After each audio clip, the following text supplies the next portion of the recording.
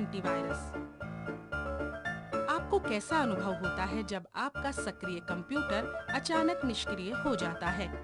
आपको एक आघात पहुंचता है जब आपको ज्ञात होता है कि किसी वायरस युक्त फाइल के कारण आपकी संपूर्ण कार्यप्रणाली नष्ट हो गई है। इसलिए वायरस को कंप्यूटर के लिए अभिशाप माना जाता है। Computer virus. कंप्यूटर वायरस एक सॉफ्टवेयर प्रोग्राम होता है जो स्वयं को पुनः पैदा कर सकता है। ऐसे प्रोग्राम कंप्यूटर के उपयोगकर्ता की जानकारी और अनुमति के बिना उसके कंप्यूटर में आ जाते हैं और प्रायः उसकी फाइलों यानी डाटा, प्रोग्राम आदि को खराब कर देते हैं। कई वायरस ऐसे भी होते हैं जो हमारी फाइलों को कोई हानि नहीं पहुंचाते, परंतु हमें परेशान करने के लिए हमारे कंप्यूटर में आते हैं। वायरस शब्द ऐसे प्रोग्रामों की बायोलॉजी से संबंधित कीटाणुओं से समानता होने के कारण लिया गया है। इस शब्द का प्रयोग सभी प्रकार के शरारतपूर्ण सॉफ्टवेयरों के लिए किया जाता है, जिन्हें मलवेयर भी कहा जाता है। इनमें वॉर्म्स और ट्रोजन्स भी शामिल हैं। जैविकीय वायरसों से तुलना। कंप्यूटर वायरस जैविक कीटाणुओं की तरह ही व्यवहार करते हैं। उदाहरण के लिए, जिस तरह बीमारियों के कीटाणु प्राणियों के शरीर में आ जाते हैं, उसी तरह कंप्यूटर वायरस भी कंप्यूटर में घुस आते हैं। इसलिए कंप्यूटर वायरस आ जाने की क्रिया को इन्फेक्शन कहा जाता है। कोई कंप्यूटर वायरस एक कंप्यूटर से दूसरे कंप्यूटर में ठीक उसी तरह फैलता है जिस तरह जैविक कीटाणु एक व्यक्ति से दूसरे व्यक्ति के शरीर में घुस जाते हैं। उदाहरण के लिए, विशेषज्ञों का मानना है कि माईडूम नामक वायरस जनवरी 2004 में एक ही दिन में 2.5 लाख कंप्यूटरों में फैल गया था। दूसरा उदाहरण आई लव यू वायरस का है, जो सन 2000 में आया था और ईमेल द्वारा फैला था। इस वायरस के कारण अनेक कंपनियों को अपने ईमेल सिस्टमों को तब तक बंद कर देना पड़ा था जब तक कि इसका इलाज न कर दिया गया। वायरसों का वर्गीकरण। कंप्यूटरों वायरसों को उनकी प्रकृति के अनुसार कई श्रेणियों में बांटा गया है। इनमें से कुछ प्रमुख श्रेणियां निम्नलिखित हैं। Program virus, companion virus, logic bomb, trojan horse, boot sector virus, email virus, macro virus, worms. इन श्रेणियों के वायरसों का परिचय नीचे दिया गया है। Boot sector virus. एक, प्रोग्राम वायरस। ये वायरस प्रोग्राम फाइलों को संक्रमित करता है जिनके extension CON, EXE, SYS, DLL, OVL आदि होते हैं।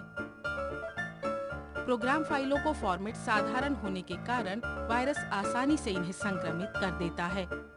प्रोग्राम वायरस के उदाहरण हैं एसिड रेन ट्रोजन, एलेन, कार्जी, अम्ब्रेला 3173 आदि। Second, boot virus. इस तरह के वायरस का प्रभाव हार्ड डिस्क और फ्लॉपी पर पड़ता है। ये क्षेत्र वायरस को एक कंप्यूटर से दूसरे कंप्यूटर में जाने का रास्ता दे देते हैं। बूट वायरस कंप्यूटरों को हानि पहुंचाने के मामले में प्रोग्राम वायरस की तुलना में ज्यादा प्रभावी ढंग से उभर कर सामने आया है। बूट वायरस के कुछ उदाहरण हैं पायरेट, टिडर, ज्यूस आदि। Companion virus. इस प्रकार का वायरस किसी फाइल में नहीं घुसता, बल्कि MS-DOS की कुछ विशेषताओं का दुरुपयोग करके कंप्यूटर में घुस जाता है। कंपेनियन वायरस सामान्यतः हमारी सही EXE फाइलों के नाम से ही एक नई फाइल बना लेता है और उसका विस्तार भाग.com रख देता है। जब कोई उपयोगकर्ता अपनी प्रोग्राम फाइल को चलाने के लिए आदेश टाइप करता है, तो यदि वह विस्तार भाग नहीं देता, तो MS-DOS वर्णमाला के क्रम में पहले आने वाली फाइल को पालित कर देता है। क्योंकि COM वर्णमाला के क्रम में EXE से पहले आता है, इसलिए सही EXE फाइल के स्थान पर वायरस वाली COM फाइल पालित हो जाती है। जब तक उपयोगकर्ता यानी यूजर को इस गलती का पता चलता है, तब तक वायरस फैल चुका होता है और नुकसान कर चुका होता है। इस श्रेणी के कुछ वायरस पाथ कंपेनियन वायरस होते हैं। ये वायरस डायरेक्टरी के पथ में मूल सही फाइल की जगह वायरस वाली फाइल पालित कर देते हैं। नई कंपेनियन वायरस विंडोज 95, विंडोज 98 और विंडोज NT के साथ भी फैल जाते हैं, क्योंकि उनमें ड्रॉस प्रॉम्प्ट का उपयोग किया जाता था। लेकिन विंडोज XP के साथ ये समस्या समाप्त हो गई, क्योंकि इसमें MS-DOS कमांड प्रॉम्प्ट का उपयोग नहीं किया जाता। Email virus. ये ऐसे वायरस हैं जो ईमेल के माध्यम से फैलते हैं। आजकल ईमेल का उपयोग बहुत किया जाता है, इसलिए एंटीवायरसों के फैलने के अवसर भी अधिक होते हैं। ऐसे वायरस प्रायः किसी उपयोगकर्ता की एड्रेस बुक से उसके मित्रों के ईमेल एड्रेस चुराकर उनके कंप्यूटर में ईमेल के रूप में पहुंच जाता है। जब वे प्राप्तकर्ता उस ईमेल को खोलते हैं, तो वह पूरे कंप्यूटर में फैल जाता है। इस प्रकार ये बहुत तेजी से फैलता है। Logic bombs. ये ऐसे वायरस हैं जो किसी तार्किक परिस्थिति के उत्पन्न होने तक शांत रहते हैं और जैसे ही वह शर्त पूरी हो जाती है, ये सक्रिय हो जाते हैं। सामान्यतः ये कई विशेष आदेश जारी कर देते हैं, जैसे उपयोगकर्ता को कई संदेश भेज देना अथवा किसी फाइल को गायब कर देना। कुछ लॉजिक बम ऐसे होते हैं जो एक निश्चित संख्या तक कंप्यूटर को प्रभावित कर देने पर सक्रिय होते हैं।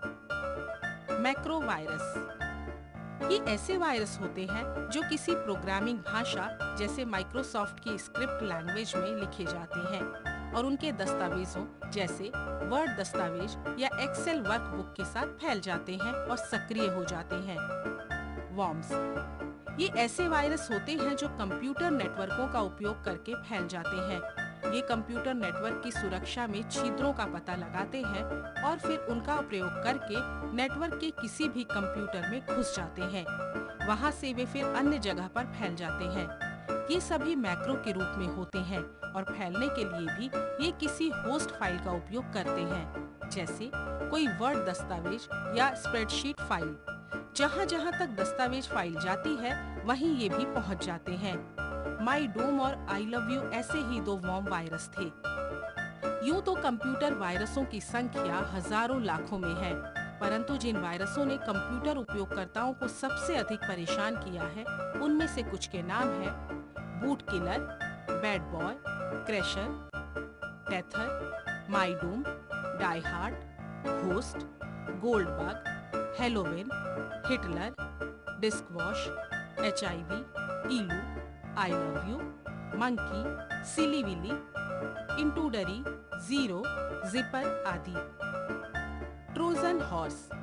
ये ऐसे प्रोग्राम होते हैं जो दावा तो ये करते हैं कि आपका कोई वांछित कार्य कर रहे हैं, परंतु वास्तव में चुपके से आपको हानि पहुंचाने के लिए बहुत कुछ कर रहे होते हैं, जैसे फाइलों को गायब कर देना या डाटा बदल देना। ये हमारी किसी फाइल के कोड में नहीं घुसते, बल्कि पूरे रूप में अनजाने में ही हमारी गलती से आ जाते हैं। ये हमारे कंप्यूटर में आकर हमारा पासवर्ड चुरा सकते हैं तथा और किसी को भेज सकते हैं। ट्रोजन हॉर्स को हालांकि वायरस माना जाता है, परंतु ये अन्य वायरसों से इस प्रकार अलग होते हैं कि ये अपने आप नहीं फैल सकते। वास्तव में हम स्वयं ही इनको आमंत्रित करते हैं, जैसे किसी ईमेल के साथ आए अटैचमेंट को खोलकर या इंटरनेट डाउनलोड करके किसी अनजाने सॉफ्टवेयर को पालित करके। कंप्यूटर वायरसों के प्रभाव। कुछ वायरस इस प्रकार तैयार किए जाते हैं कि वे आपके प्रोग्राम को खराब करके, फाइलों को गायब करके या हार्ड डिस्क को फिर से फॉर्मेट करके आपके कंप्यूटर को हानि पहुंचाते हैं। अन्य बहुत से वायरस ऐसा कोई नुकसान तो नहीं करते, परंतु नकल करके अपनी संख्या बढ़ा लेते हैं। ऐसे वायरस कोई फालतू टेक्स्ट, वीडियो या ऑडियो देकर अपनी उपस्थिति का अनुभव कराते हैं। ये हानिकारक लगने वाले वायरस भी कंप्यूटर उपयोगकर्ता के लिए समस्या पैदा कर देते हैं। सबसे पहले तो वो कंप्यूटर की मेमोरी का एक बड़ा भाग घेर लेते हैं, जिसका उपयोग आपके प्रोग्रामों द्वारा किया जाना चाहिए।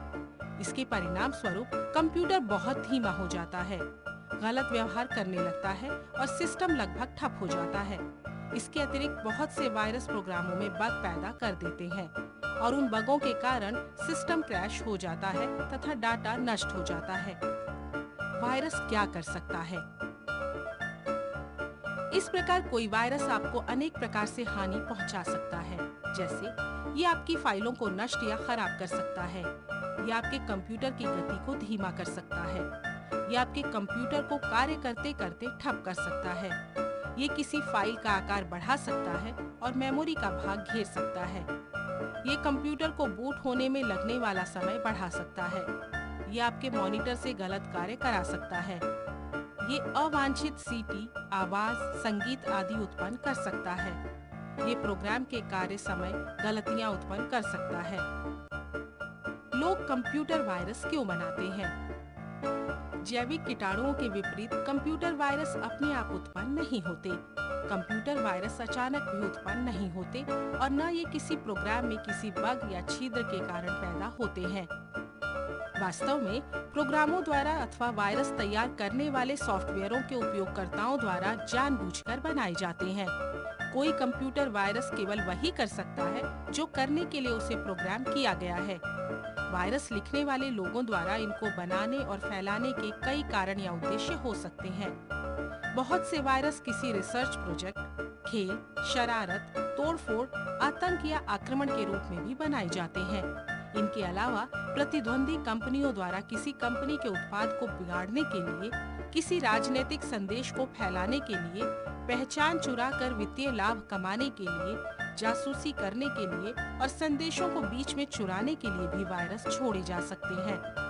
वायरस बनाने वाले बहुत से लोग इस कार्य को एक कला मानते हैं और इसे एक रचनात्मक शौक के रूप में लेते हैं। इसके अतिरिक्त बहुत से वायरस लेखक जानबूझकर हानि पहुंचाने वाले वायरसों को बनाने का विरोध करते हैं। कई वायरस अच्छे वायरसों के रूप में भी जाने जाते हैं, जो अन्य वायरसों को पहचान कर नष्ट कर देते हैं और आपके कंप्यूटर की कार्यक्षमता को बढ़ा देते हैं। लेकिन ऐसे वायरस बहुत कम हैं। ये वायरस चाहे कितने भी हानि रहित क्यों ना हो, आपकी मेमोरी और सीपीयू के समय का एक भाग घेर लेते हैं और गलती से सिस्टम को खराब कर सकते हैं। कभी-कभी ऐसे मित्र वायरस या अन्य शत्रु वायरसों को फैलाने का माध्यम भी बन जाते हैं। कोई खराब लिखा हुआ अच्छा वायरस स्वयं एक हानिकारक वायरस के रूप में बदल सकता है। उदाहरण के लिए, ऐसा वायरस किसी सिस्टम फाइल को गलत समझकर उसे हटा सकता है। सबसे बड़ी बात यह है कि सभी प्रकार के वायरस कंप्यूटर के उपयोगकर्ता की अनुमति और जानकारी के बिना ही कंप्यूटर में घुस आते हैं। स्वयं बढ़ जाने वाले वायरस बहुत सी जटिलताएं उत्पन्न कर देते हैं और किसी भी हालत में वे एक सही प्रोग्राम का स्थान नहीं ले सकते। इसलिए सभी प्रकार के वायरसों से बचना ही अच्छा रहता है।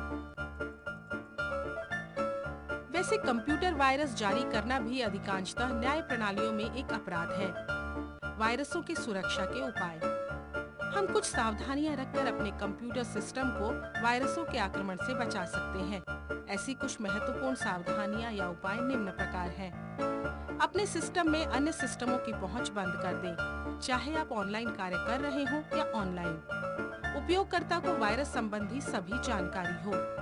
जिस डिस्क के विषय में आपको जानकारी ना हो, उसे अपने सिस्टम में तब तक लोड ना करें जब तक कि आप आश्वस्त ना हो जाएं कि इसमें वायरस नहीं है। दूसरों के कंप्यूटर सिस्टम से फ्लॉपी निकालकर अपने कंप्यूटर पर डालते समय राइट प्रोटेक्ट टैब का प्रयोग करें। यदि संभव हो तो प्रोग्राम और आंकड़ों को अलग डिस्क में रखें। सिस्टम में होने वाले अप्रत्याशित बदलावों पर नजर रखें। प्रयोग से पहले सभी फ्लॉपी डिस्क को वायरस रोधी एप्लीकेशन स्कैन से स्कैन कर लें। Antivirus software. एंटीवायरस सॉफ्टवेयर ऐसे कंप्यूटर प्रोग्राम हैं जो आपके कंप्यूटर में वायरसों तथा अन्य शरारतपूर्ण सॉफ्टवेयरों को पहचानने, खंडित करने तथा हटाने की कोशिश करते हैं। ऐसे अनेक सॉफ्टवेयर बाजार में उपलब्ध हैं जो हर प्रकार के नए पुराने वायरसों से प्रभावित कंप्यूटर का इलाज करते हैं। कुछ एंटीवायरस सॉफ्टवेयर डिस्क ड्राइवों को, फाइलों को स्कैन करके उसमें वायरसों के हस्ताक्षर खोजने की कोशिश करते हैं। कई एंटीवायरस सॉफ्टवेयर खुली हुई फाइलों में भेजी गई और प्राप्त हुई ईमेलों को इसी प्रकार स्कैन करते हैं। इस विधि को ऑन एक्सेस स्कैनिंग कहा जाता है। सभी प्रकार के एंटीवायरस सॉफ्टवेयरों को लगातार अपडेट करते रहने की आवश्यकता होती है ताकि वे नवीनतम वायरस आक्रमणों के बारे में अपना ज्ञान बढ़ा सकें। हम अपनी डाटा फाइलों और ऑपरेटिंग सिस्टम का नियमित बैकअप लेकर वायरसों द्वारा की जाने वाली हानि को बचा सकते हैं। ऐसे बैकअप को सिस्टम से अलग करके रखना चाहिए अथवा उनको केवल पढ़ने के लिए चिन्हित कर देना चाहिए। इस प्रकार करने से यदि वायरस के कारण डाटा नष्ट हो जाता है तो हम बैकअप से उसको फिर से प्राप्त कर सकते हैं।